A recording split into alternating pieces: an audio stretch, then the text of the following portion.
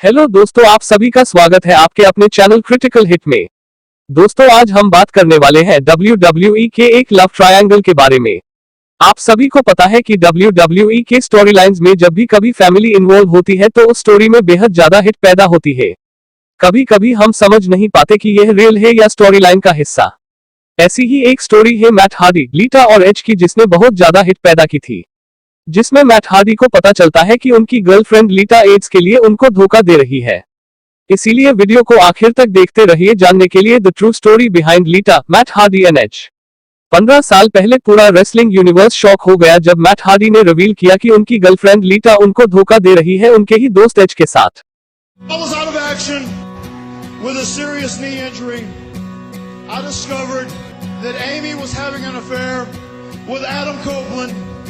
better known as Edge.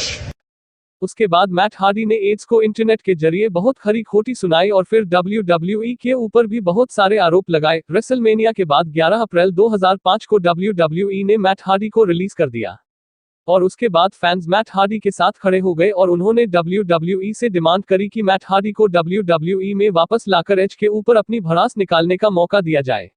उसके बाद Matt Hardy ने 3 मंथ्स के बाद अपना WWE में रिटर्न किया और सीधा धावा बोल दिया एज के ऊपर और यहीं से उनके उस हाई प्रोफाइल फ्यूड की शुरुआत हुई और उन्होंने सभी फैंस को यह सोचने पे मजबूर कर दिया कि इसमें रियल क्या है और फेक क्या है। हाउएवर, हमको यह पूरी कहानी जानने के लिए पहले कुछ समय पीछे जाके मैट और लीटा की रोमांटिक रिलेशनशिप को जानना पड़ेगा until she cheated on him. Professional wrestling Matt Hardy और लीटा दोनों के लिए एक म्यूचुअल पैशन था और इसीलिए वो दोनों एक दूसरे के साथ रोमांटिकली इन्वॉल्व हो गए। उस समय लीटा एसर रियोस की मैनेजर थी और इसी के साथ वो बहुत जल्दी फेमस भी हो गई।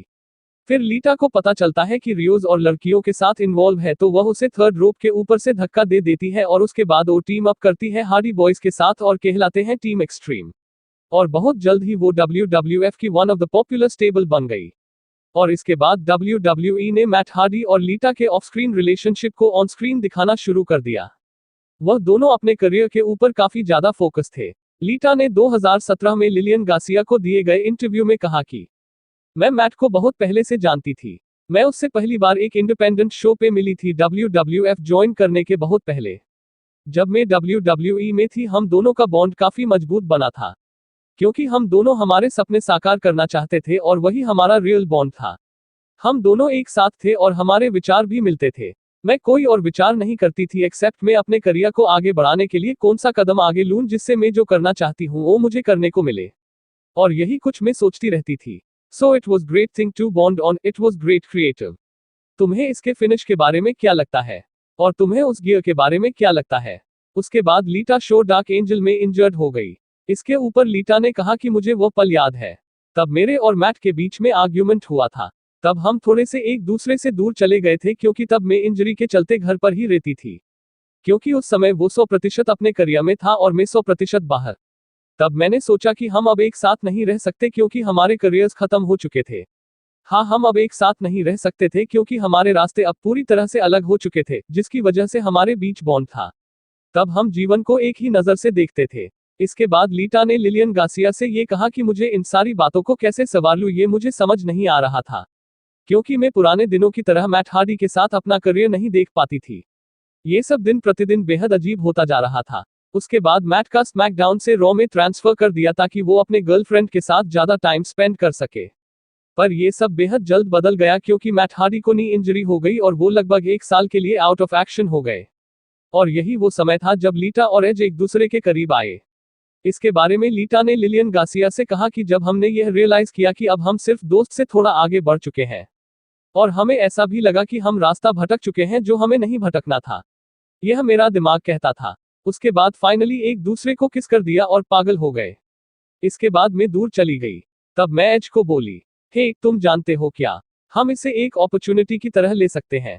हमें सिर्फ अपनी दुनिया में रहना है और उसे बढ़ाना है। मैं तुम्हारे लिए कुछ नहीं करूंगी, तुम मेरे लिए कुछ भी मत करना। मुझे सिर्फ यह पता करना है कि मेरे लिए क्या अच्छा है। तुम सहमत हो तो अच्छा है और नहीं तो मैं तुम्हारा सपोर्ट और रिस्पेक्ट करूंगी जो भी तुम डिसीजन लो। उसने कहा ओके, यह ऐसी बात है जो मचो लोग करते हैं। एज, जिसने ऑलरेडी दूसरी शादी करी थी, उसने लीटा को एक वॉइस मेल भेजा जिसमें उसने लीटा के लिए अपनी फीलिंग्स उजागर करी थी। लीटा ने फिर उसके बाद क्या हुआ उसके बारे में लिलियन गार्सिया को बताया। मेरे कंधे में दर्द हो रहा था। मैं घर आई और फोन बंद कर दिया और सो गई। मैट को लगा कुछ तो गड़बड़ है और उसने मेरा फोन चेक किया और उसने एज का एक वॉइसमेल था। फिर मैंने मैट को सॉरी कहा। उसके बाद लीटा लेफ्ट मैट हार्डी और उसके बाद क्या हुआ जानेंगे हम हमारी अगली वीडियो में। अगर आपको यह वीडियो पसंद आई है तो लाइक, कमेंट और सब्सक्राइब करें। यह वीडियो देखने के लिए आपका धन्यवाद। Bye bye.